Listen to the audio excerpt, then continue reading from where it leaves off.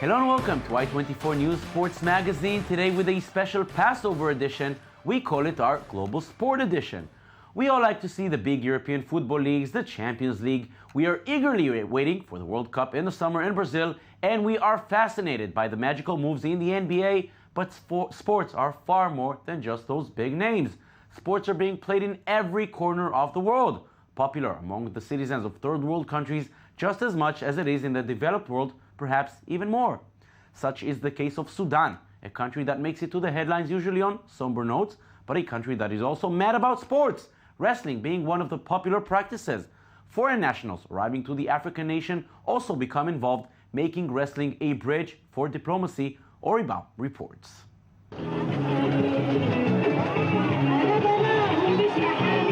The Sudanese province South Kordofan hosted an unusual kind of wrestling match. Yasuhiro Murutatsu, also known as Muro, is a Japanese diplomat in Sudan who believes in the unifying power of sports as he takes on the best Sudanese wrestlers in the ring. Murutatsu views wrestling as part of an effort to help bring the multi-ethnic and multi-religious North African country together. This is a great thing, a wrestling bout between a Japanese diplomat and a Sudanese wrestler. This is the sort of sports cultural exchange that connects people.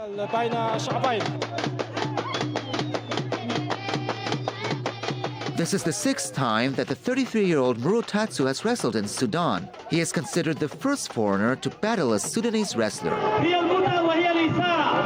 In this bout, Murutatsu faced 18-year-old Saleh Omar Boltia Kafi for the third consecutive time. 1,000 fans packed the stadium, looking more like an ancient gladiator arena, giving it a proper fight feeling.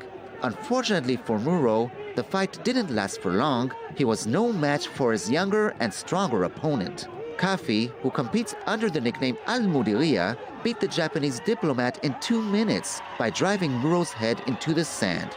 Nevertheless, both wrestlers finished on the same side.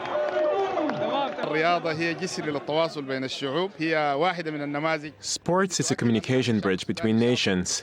This is an example of good relations between the Sudanese and Japanese people and is a result of protocols signed between the Khartoum state and the Japanese embassy.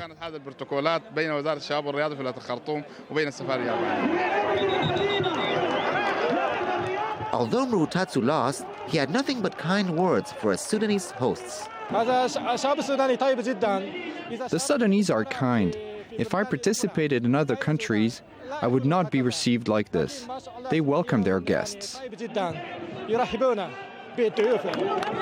Until the next match, the fight was a break from their daily hardships for the people of South Kordofan, Sudan, and a chance to bring them together, as sports does many times.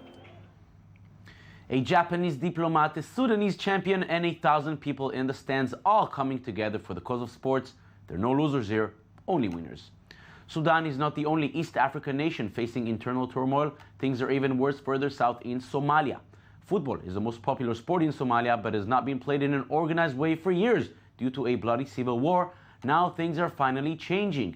The reopening of the National Benadir Stadium in the capital Mogadishu brings the hope that life will soon be back to normal and the stadium will again be used for its original purpose.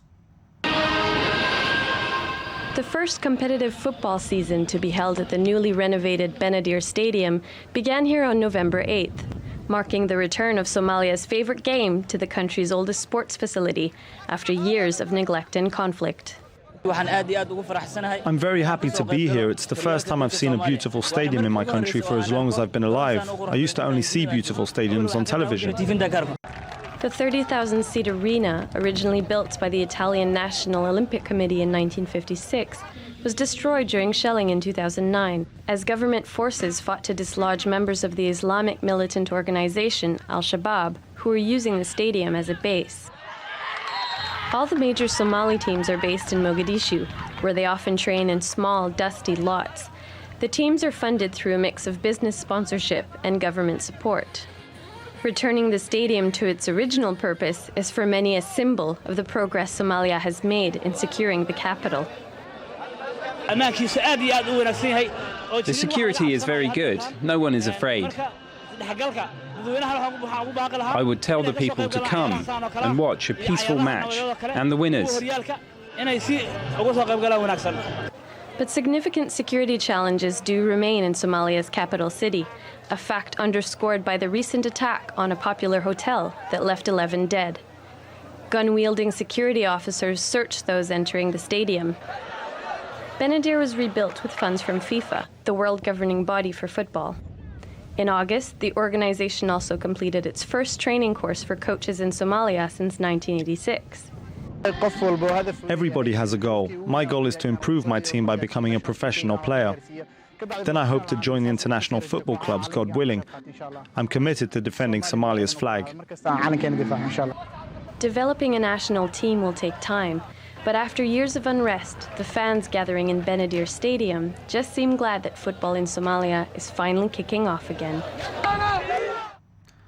Somalia may be on the way to a better future, at least when it comes to sport, especially football. Not so sure we can say the same thing about Egypt. The Pharaohs are the most successful African football nation, winning the African Cup 7 times, more than any other team, including the first tournament held in 1957 and winning 3 in a row from 2006 to 2010. All that, unfortunately, is now just a distant memory. The local football was severely damaged by the political crisis engulfing the most populous Arab country. Corruption, pay cuts, and terrible violence have become almost everyday incidents, as Oriban reports. In the Egyptian northern province, El Monofia, former footballer Mohammed Al Jamal spends his time sitting at a local cafe playing backgammon, and not for good reasons. This is our new way of life. No football and long empty hours. We don't know what to do. As there's nothing to do at home, we come here to the cafe to play games with our friends. We have too much time on our hands. Football was our life before, and now our whole world has collapsed following the 25th of January revolution. Since the Arab Spring in January 2011, Egypt changed in many ways, including football. The state of instability in the past 2 years took a financial toll on Egyptian Premier League clubs, and many players were forced to take pay cuts or retire. As a result, many professional players had to find alternative ways of earning a living. We used to receive good salaries, but that situation has changed now, and we hardly receive anything now. We're the only section of the population that suffered. Not only football, but all sporting activities suffered from the 25th of January and the 30th of June revolutions. The current state of football in Egypt has been affected not only by political turmoil, but also by the tragic massive riot at the Port Said Stadium during a match between Premier League clubs Al Masri and Al Ahly. With 79 killed and more than 1,000 injured, the riot led to massive protests around the country. I moved to Al Sika Hadid Club from Haras Al Hudud, and we were faced then by that massacre in Port Said, and as a result, football was suspended. Honestly, I was gravely affected by this, and the season did not finish, so I decided to retire. In the meantime, El Jamal and his friend Sharif Ridha, captain of Premier League club El Guna, established a training ground in their village Arab Al Ramal to make up for lost income. We are training without an aim. There's nothing new. We became like office employees following a certain routine, like coming and leaving at a specific time when there's no goal. We want the league to return so that we can play again. Training just for the sake of it is not football. The future of Egyptian football seems bleak, and no one can tell when brighter days will come. East Africa, as we've seen, is unfortunately home to many conflicts, but is also home to some of the greatest long-distance runners in the world. One of them is Kenenisa Bekele, former world champion and Olympic gold medalist in the 5,000 and 10,000 meters. He has been overshadowed lately by British sensation Mo Farah, also born in East Africa. Now both of them are aiming for an ever longer distance, the marathon. When Kenenisa Bekele runs, it usually ends up with gold. The Ethiopian long-distance runner, who holds a unique double being the world and Olympic champion in 5,000 and 10,000 meters, is aiming now for a new goal, the Paris Marathon on April 6. My big goal is to run a good marathon and a good half marathon to attack maybe world record or to run faster time. Bekele is one of the most accomplished runners in history, winning 3 gold medals at the Athens and Beijing Olympics and winning 5 gold medals at the World Championships, 4 of them in the 10,000 meters distance. With these accolades, Bekele has his mindset on becoming a marathon champion as well, but he knows that there's a long distance to run before so. In marathon, I have to run every day, a long run, like more mile than 10,000 meters. For 10,000 meters, maybe I can train like 60-70% less than marathon training. Tough training is not the only thing which Bekele has to deal with, as he has been battling with a calf injury for more than 3 years. Furthermore, while Bekele was sidelined, a new star emerged, outshining the Ethiopian double champion, Great Britain's Farah, the 2012 London Olympics champion in 5,000 and 10,000 meters distance. Farah will also make his marathon debut this April in London, 1 week after Bekele will compete in Paris. The comparisons between the two are inevitable, but that's the least of concern for Bekele. We have, many years, so to run with Farah, with others strong athletes. First, I will get my experience, how it feels, marathon. Bekele will also have to deal with another shadow in Paris, fellow Ethiopian and running legend Haile Gebrselassie.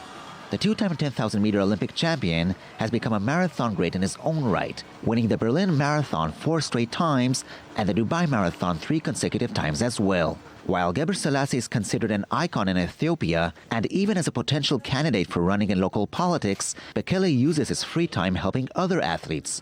A prime example is the Kenenisa Hotel and Resort in the capital Addis Ababa, which holds a training center to improve the conditions of Ethiopia's world-renowned runners. We want to have other international athletes from all of the world, so we want to be, part of the communities and training center in the world. Even though Kenenisa Bekele will face a new challenge running a marathon in Paris, the double champion is now back in shape and will run once again, claiming a spot as one of the best athletes in the world. The rivalry between these two gives so much energy to the world of long-distance running, and it will surely be very exciting to see them compete against each other in the marathon. Moving on to India, the giant country where football and basketball may not be so popular, but another discipline can drive over 1 billion Indians crazy: cricket, of course. The fans bid farewell recently to Sachin Tendulkar, who is considered as one of the greatest in the world, who broke almost every possible record and retired from the game after his 200th international cap. The 40-year-old's remarkable career has won him millions of adoring fans both in India and abroad, and for some, it is hard to imagine the sport without their icon, the Little Master. The face of a global cricketing legend, and one that India is preparing to bid farewell. At the age of 40, Sachin Tendulkar is retiring from the game after his 200th and final test match this week. The Mumbai match will bring to an end an astonishing career spanning nearly a quarter of a century. It's set to be a poignant moment for ardent fans like Yatin Joshi, who has followed Tendulkar's every move on the pitch. Basically, Sachin means everything to me, and because cricket has been my life, and as we say, cricket is my religion and Sachin is my God. So everything revolves around Sachin. So all happiness, sadness, go along with how he does on the field and off the field. Tendulkar's career saw him become the highest run scorer in both Test and one-day cricket, and the only batsman to make 100 international centuries. His success inspired countless young players in cricket-mad India, especially here at Mumbai's Shivaji Park, where he honed his skills as a boy. Pravin Amre shared a coach with the young Tendulkar, and together they went on to represent India. You may have a talent, you may have a game, but it is ultimately you have to be a performer in a crucial time. And I think that was the key with the Sachin, because when it mattered, I think he was there for the team, for the nation, and I think that's the reason so many youth, children, it was like their followership was there. Post-retirement may see Tendulkar turn to coaching, charity work or commentating, but for now all eyes are on his final moment of glory.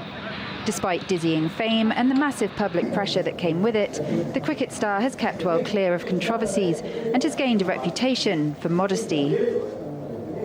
Though this test match is his 200, and though this test match would be his final walk in test cricket, he wouldn't want it to be all about him.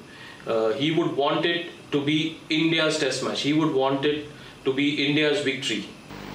The Little Master, as he is known, has given India plenty to celebrate over the years, and many fans in his hometown Mumbai will be hoping he can sign off in style. Whether it's cricket in India, football in Somalia, wrestling in Sudan, or long-distance running in Ethiopia, sport is undoubtedly a universal language, and everyone is always invited to take part. That's it for this special Global Sports Edition. You can watch this and every other edition on our website at i24news.tv. We wish all our viewers a great day and happy holidays. Thank you for watching.